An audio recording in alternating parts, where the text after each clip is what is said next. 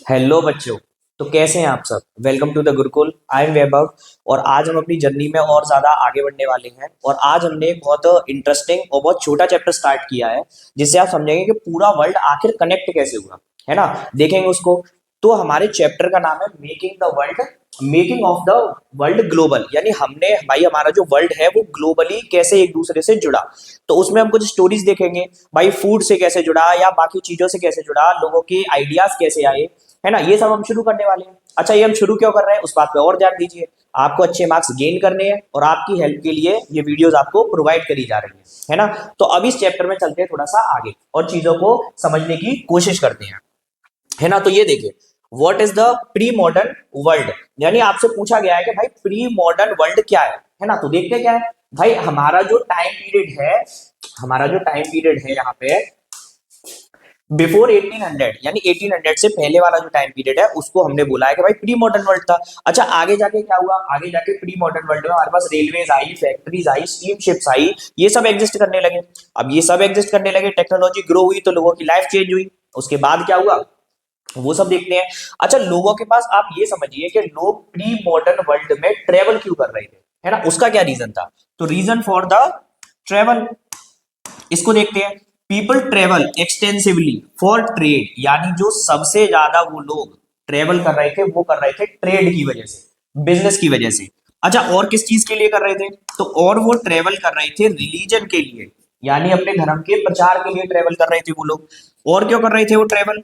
तो वो ट्रेवल कर रहे थे, किस लिए ट्रेवल कर रहे थे? वो नॉलेज सीकिंग के लिए, कि एक अच्छी नॉलेज उनको मिल सके या ज्यादा नॉलेज चाहिए वो मिल सके, उसके लिए ट्रेवल कर रहे थे। अच्छा, और किसके लिए ट्रेवल कर रहे थे वो? तो वो ट्रेवल कर रहे थे एक्सप्लोरेशन अक्रॉस कॉन्टिनेंट्स, यानी अलग अलग कॉन्टिनेंट्स पे जा रहे थे, जिसके साथ वो अपनी इन सारी नीड्स को फुलफिल कर सके। इसलिए वो सब क्या कर रहे थे? ट्रेवल कर रहे थे। अच्छा, आगे देखते हैं। यानी एकदम घूमने का शौक था उनको, घूम रहे थे चारों तरफ, और ये उनके कुछ रीजंस थे। अब देखिए ट्रेड रूट्स। अब ट्रेवल करेंगे तो आपको एक रास्ता चाहिए। हवा में ट्रेवल तो नहीं कर सकते हैं कि आप सोचते सोचते कहीं पहुंच गए, ये तो पॉसिबल नहीं है। अब ये कैसे हुआ? Exchanges happen through established land and sea routes, यानी अलग अलग रूट्स थे। अब वो कौन से रूट्स थे? लैंड रूट्स थे, सी रूट्स थे, ये सारे रूट्स हमारे पास अवेलेबल थे। और उनमें से भी जो सबसे फेमस रूट था वो कौन सा था, है ना। वो आप बताइए मुझे, मैं तो आपको बताता ही हूँ अभी, है ना। अच्छा, इसमें एक बात और समझिए, global connection existed long before modern technology. यानी हमको ये लगता है कि भाई अभी एरोप्लेन आ गया, उड़ के चले गए तो हमारा ये सब कनेक्ट हो गया, ऐसा नहीं है। पहले भी लोग बहुत ज्यादा कनेक्ट थे और काफी बिजनेस चलता था। इवन सम्राट अशोक के समय पे भी रोम तक से बिजनेस चलता था। तो आप सोच के देखिए कितना बड़ा ट्रेड का ये सिस्टम है जो पहले से एग्जिस्ट करता है। अब उसी जर्नी में हम थोड़ा आगे यहाँ पे समझते हैं। तो आप देखेंगे कि वो कौन सा रास्ता था जिसने जो हमारे मेजर थ्री कॉन्टिनेंट्स हैं मोस्ट पॉपुलेटेड, वहां पे उन तीनों कॉन्टिनेंट को जोड़ा था। तो देखिए, वो था हमारा रास्ता सिल्क रूट। यानी कि जो सबसे भाई हमारा रास्ता था जिसकी वजह से सब जुड़े हुए थे वो था सिल्क रूट। अच्छा, सिल्क रूट ने कौन से थ्री कॉन्टिनेंट्स को जोड़ा था? तो आप बताइए मुझे। तो देखिए, यूरोप को जोड़ा था, एशिया को जोड़ा था, और किसको जोड़ा था? अफ्रीका को। इन तीनों के बीच थोड़ी ज्यादा बॉन्डिंग वहां पे बनी हुई थी और अलग अलग चीजें हो रही थी वहां पे। अच्छा, इसको समझते हैं। तो इसमें पहली जो चीज है व्हाट वर सिल्क रूट, यानी सिल्क रूट था क्या? अच्छा भाई, सिल्क रूट ने जोड़ा, हमें समझ आ गया। लेकिन सिल्क रूट क्या है ये भी तो पता होना चाहिए।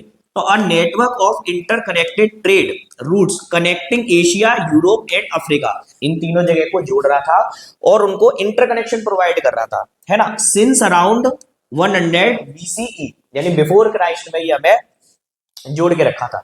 अच्छा, मैं आपको एक बात और बताता हूं। आपने सुना होगा एडी सुना होगा और बीसी सुना होगा। इसके साथ साथ आपने सीई सुना होगा और बी सी ई सुना होगा। अब इनमें डिफरेंस क्या है? तो देखिए, इनमें डिफरेंस कुछ भी नहीं है। एडी मतलब एनो डोमिनी, उसी का नया नाम है। सीई मतलब कि कॉमन एरा, और बीसी मतलब बिफोर क्राइस्ट, और उसी का नया नाम है बीसीई, यानी कि बिफोर कॉमन एरा। ये बात आपको समझ आई?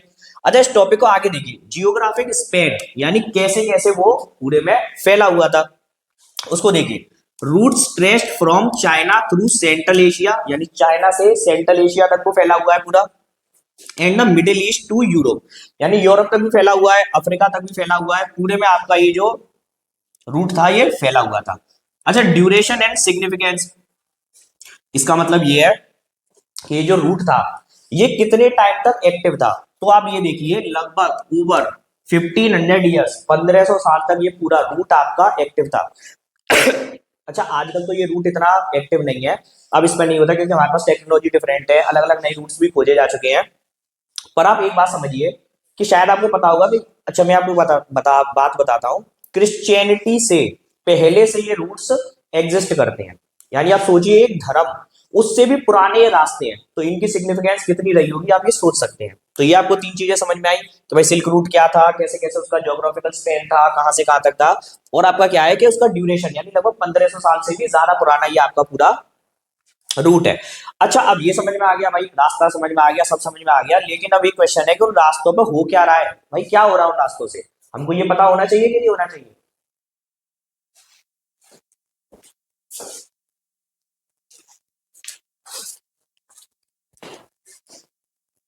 तो स्टूडेंट्स उन रास्तों से क्या हो रहा है, उन रास्तों से चीजों को भेजा जा रहा है भाई, एक जगह से दूसरी जगह पे, दूसरी से तीसरी जगह पे, जिसको जैसी नीड है उसको वो चीजें प्रोवाइड करी जा रही है। तो देखिए जैसे चाइना से सिल्क प्रोवाइड किया जा रहा है, चाइना से सबसे ज्यादा सिल्क, इंडिया से भी सिल्क प्रोवाइड किया जा रहा था, लेकिन इंडिया सिल्क से भी ज्यादा फेमस किसी और वजह से था, वो उसको भी हम देखेंगे। अच्छा टेक्सटाइल हर जगह से आ रहे थे, इंडिया से भी आ रहे थे और भी जगह से आ रहे थे, वेरियस रीजन से आ रहे थे। अच्छा उसके अलावा देखते हैं तो प्रीशियस स्टोन्स, जेम्स, ये भी ट्रेवल कर रहे थे भाई, जो लाइक सोना चांदी है ना, गोल्ड एंड सिल्वर, ये भी कर रहे थे, जेम है डिफरेंट डिफरेंट, वो भी ट्रेवल्स कर रहे थे, जगह जगह पे बेच रहे थे उनको जाके, है ना। स्पाइसेस, स्पाइसेस के लिए इंडिया और साउथ ईस्ट एशिया, यानी अब देखें पूरा एक लिंक बना हुआ है, एक चेन बनी हुई है। अब वो चेन क्यों बनी है? ताकि वहां पे ग्लोबल ट्रेड हो सके, है ना, इसके ये काम आ रहे हैं सबसे ज्यादा। तो देखिए silk route were not one road, ये कोई एक रास्ता नहीं था, एक रोड नहीं थी कि भाई ये रोड जा रही है सिल्क रूट है, ऐसा कुछ नहीं था। But many routes together a complex network of trade path, यानी कि बिल्कुल ऐसे ऐसे अलग अलग एक रूट एग्जिस्ट कर रहा था, काफी कॉम्प्लेक्स रूट था। आइए आपको ये बात समझ में। अच्छा यहाँ पे देखने लायक इंपॉर्टेंट चीज क्या है कि despite the name silk was just one many valuable commodities trade, यानी ये बता रहा है कि भाई नाम भले ही सिल्क रूट है, नाम तुम्हारा कुछ भी है ना, लेकिन क्या तुम सिर्फ वही हो, है ना। भाई अगर किसी इंसान का नाम विवेक है या कुछ और नाम है, तो क्या वो बस एकदम ऐसी बातें करेगा? ऐसा तो नहीं करेगा। तो ऐसे इसका नाम भले ही सिल्क रूट है, लेकिन यहाँ से ट्रेवल बहुत सारी चीजें कर रही थी। आइए आपको ये बात समझ में। अब देखते हैं। अच्छा इसमें आप ये समझिए कि सिर्फ क्या ये सभी ट्रेवल हो रहा था, क्या चीजें ही हो रही थी बस? अभी हमने देखा कि नाम सिल्क रूट है, सिल्क के अलावा भी और चीजें हो रही हैं। अब देखिए अब क्या सिर्फ मटेरियल ट्रेवल होगा? नहीं, और भी चीजें, और चीजें कैसे? Cultural exchange through silk routes, यानी कल्चर भी एक्सचेंज हो रहे थे। अब वो कल्चर कैसे एक्सचेंज हो रहे हैं ये समझते हैं। रिलीजन स्प्रेड, रिलीजन को फैलाया जा रहा है चारों तरफ, अलग अलग मुस्लिम प्रीचर्स हैं, है ना, या फिर इस्लाम, सॉरी कौन थे वो,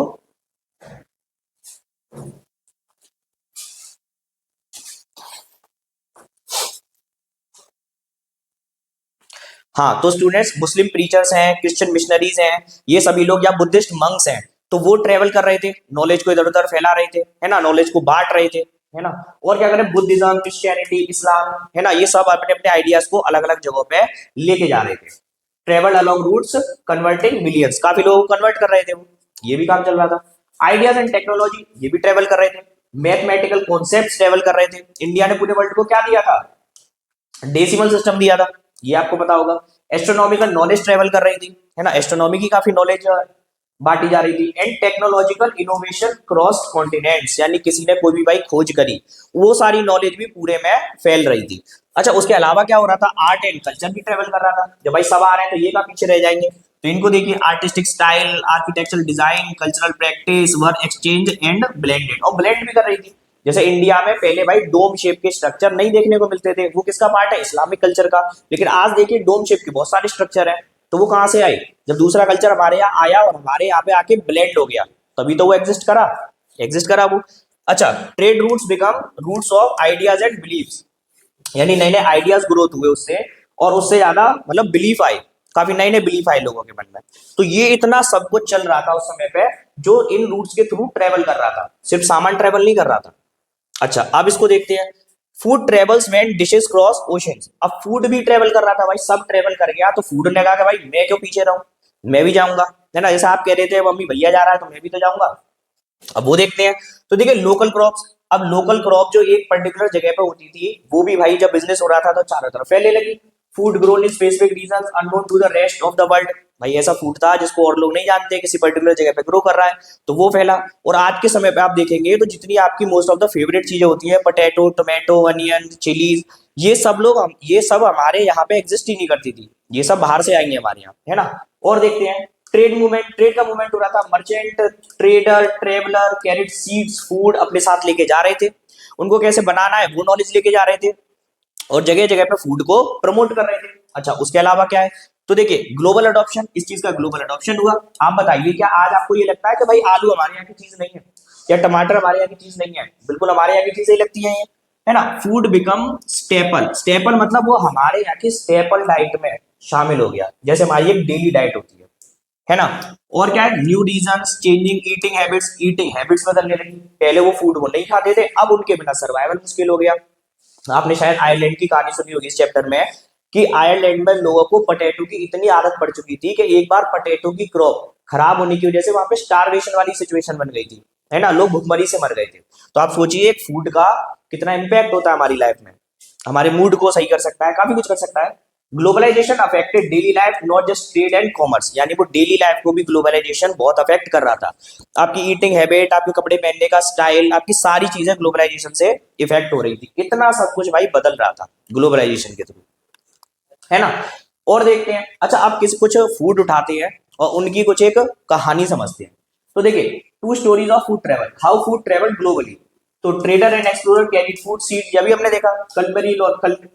culinary नॉलेज, यानी उसको खाना कैसे बनाना है, कैसे उगाना है, उस नॉलेज को across ocean and continents over centuries, foreign foods become staple ingredient, staple ingredient बन रहा था वो खाना धीरे धीरे। लोकल क्यूजीन डेवलप हो रहे थे अलग अलग तरीकों से। Providing culture can influence each other deeply, यानी एक दूसरे को इन्फ्लुएंस भी कर रहे थे। अच्छा, उसी में से एक खाना है, उसका एग्जांपल देखते हैं, वो स्पेगेटी। अब स्पेगेटी कहां से आया भाई, तो देखिए spaghetti is linked with Italy, यानी स्पेगेटी को हम कैसे मानते हैं कि इटालियन फूड है।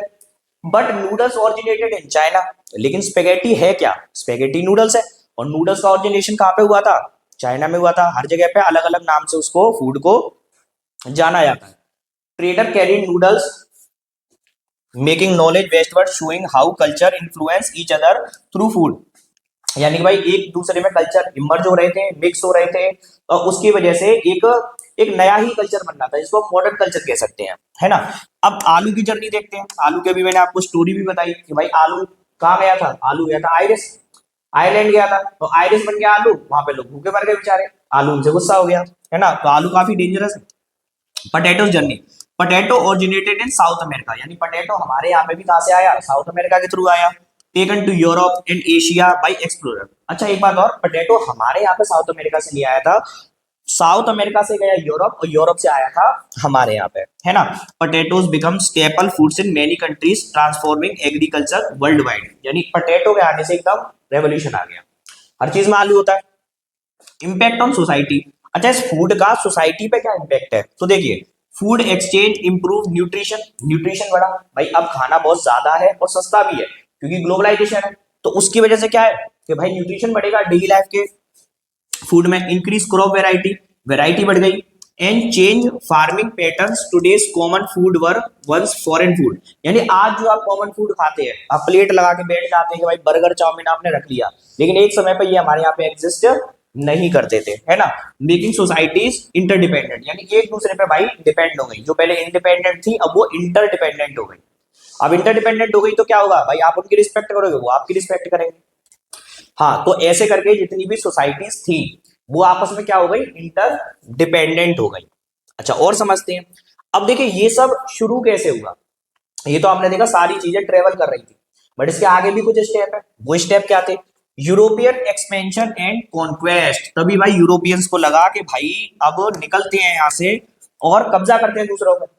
अब ऐसा होने क्यों लगा, देखिए यूरोप की कंडीशन बहुत खराब हो गई थी, ना वहां पे खाने के लिए था, ना रहने के लिए जगह थी, ना साफ पानी था, कुछ नहीं था। अब ऐसे में उनके लिए एक सर्वाइवल का ऑप्शन ही नहीं बचा था कि भाई दूसरों पे जाके अटैक करें। तब उन्होंने भाई एक दूसरे पे जाके जाना, मतलब जाना प्रेफर किया कि भाई हम जाएंगे वहां पे। अच्छा उस समय उनका जो सबसे बड़ा हथियार बना, शायद आप सोच भी नहीं सकते अगर इससे पहले आपने चैप्टर नहीं पढ़ा कि उनका हथियार क्या बना। आप कमेंट सेक्शन में बताइए उनका हथियार क्या बना।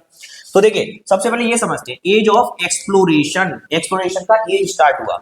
European explored new lands with multiple motives, desire for trade, trade के लिए नई जगह ढूंढ रहे थे, गेनिंग पावर, पावर चाहिए थी उन्हें, एक्यूमुलेटिंग वेल्थ, पैसा चाहिए था उन्हें कि भाई पैसा दो हमको, है ना।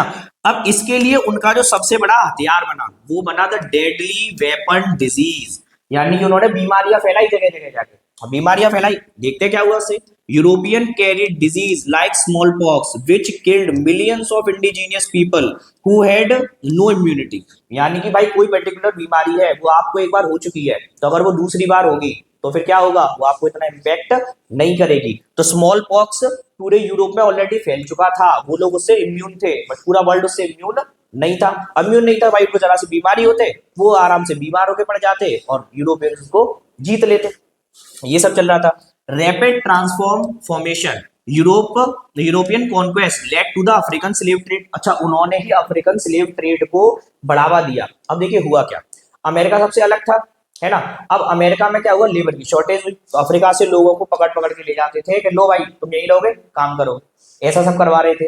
अब ऐसे में उनकी प्रॉब्लम तो और बढ़ गई, लेकिन क्या करें, जो होना था वो हुआ था भाई, है ना। Creating global trade network and rapid economic expansion, अब इससे इकोनॉमी तो डेवलप हुई लेकिन बहुत सारे स्लेव्स बन गए, गुलाम बन गए कि नहीं बन गए।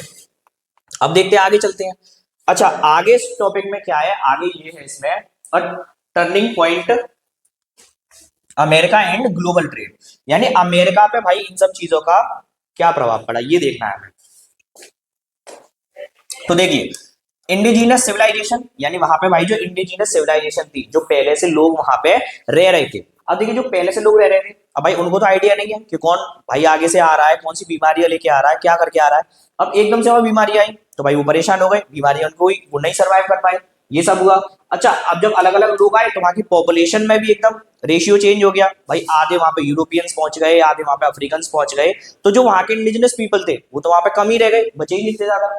डिजीज आ रहा है, बीमारियां लेके आए लोग, और बीमारियों से क्या हुआ ये मैंने आपको बताया कि disease like small pox wipe out millions of indigenous people, यानी वहां के जो लोग थे वो तो खत्म ही हो गए उससे, और जो नए नए लोग हैं वो वहां पे आके रहने लगे। लेबर क्राइसिस, अब जब लोग मर जाएंगे भाई तो क्या होगा, लेबर की क्राइसिस आई, काम कौन करेगा। अच्छा काम कौन करेगा, तो अफ्रीका से लोगों को पकड़ पकड़ के ला रहे थे, अब वो काम करेंगे, यानी स्लेव ट्रेड बिगिन हुआ। अब सोचिए एक बीमारी ने कितनी सारी चीजें यहाँ पे नई ले आया हुआ है ना। Population loss create shortage of worker, colonial plantation, slave trade begin, ये मैंने आपको भी बताया कि स्लेव ट्रेड बिगिन हो चुका था। अच्छा स्लेव ट्रेड इसका एक ट्रायंगल था, आपने एक चैप्टर में पढ़ा होगा, कौन से 3 कॉन्टिनेंट के, तो अफ्रीका, यूरोप और आपका अमेरिका, इन तीनों के बीच में स्लेव ट्रेड चल रहा था सबसे ज्यादा। यूरोपियन शिफ्ट हो रहे थे अमेरिका, इधर से वो अपने काम करवाने के लिए अफ्रीका से लोगों को लेके आ रहे थे अमेरिका में, और ऐसे करके स्लेव ट्रेड आपका चल रहा था। African slave trade accelerate to meet labour demand transforming global commerce, यानी ग्लोबल कॉमर्स के लिए तो वो चीज बहुत अच्छी थी, बट शायद अफ्रीका वाले लोगों के लिए वो चीज इतनी अच्छी नहीं थी। Disease become an unintentional weapon that reshaped world history, अब सोचिए एक बीमारी जिसने पूरी वर्ल्ड हिस्ट्री को हमेशा हमेशा के लिए बदल दिया, है ना। तो वो क्या थी, वो एक डिजीज थी, वो कोई वेपन नहीं था, वो क्या थी, वो एक डिजीज थी। World economy become interconnected through tragic human exploitation, यानी जिससे भाई जितना लोगों को एक्सप्लॉइटेशन किया जा रहा था उसके थ्रू, देखिए वो चीज तो गलत थी बट वर्ल्ड उससे पूरा का पूरा जुड़ गया, है ना, ये हुआ था। अब देखिए और समझते हैं, तो और इसमें हम ये समझेंगे कि देखिए भाई कि चैप्टर तो आपका यहीं तक था, क्योंकि भाई इसमें जो काफी चीजें वो डिडक्ट कर दी गई हैं, हटा दी गई हैं, आपको पता होगा यही 3 टॉपिक्स आने वाले थे।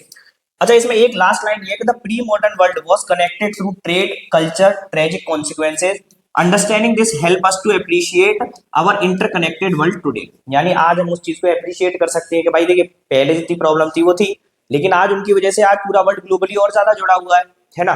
तो ये था आपका चैप्टर। अच्छा अब आपको क्या करना है, आपको भी जुड़ना है, किससे जुड़ना है, हमसे जुड़ना है। आपको इस वीडियो के डिस्क्रिप्शन में इसके प्रैक्टिस क्वेश्चंस मिलेंगे, और जो आपने अभी ये पढ़ी स्लाइड, ये इसकी पीपीटी भी आपको मिल जाएगी, तो आपको ये सब पढ़ना है और अच्छे से अपने डाउट्स कमेंट्स में पूछ लेने हैं, और 1-2 बार वीडियो को पढ़ के रिवाइज करके अपनी स्टडी को ऑन टॉप रखना है, और 100 आउट ऑफ 100 आपको स्कोर करना है। So thank you very much students, thank you very much.